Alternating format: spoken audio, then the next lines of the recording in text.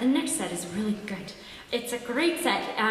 I learned it from some people that I studied with in Scotland, Patsy Seddon and Mary McMaster, who together formed Sheilas, the very best harp duo in the history of the world. I see lots of nods and thumbs. I agree, guys, I agree. They no longer play together as Sheilas, but if you've been looking for them and wondering what's happened, they are in an act called The Poozies, which is the two of them plus more, and it's also very good.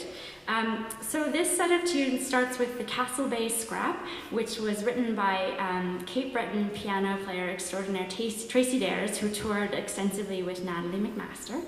And then it goes into Stuart's Rant. And we've added a little something of our own to Stuart's Rant. We like Muppets, and we like funniness, silliness. So we hope you enjoy.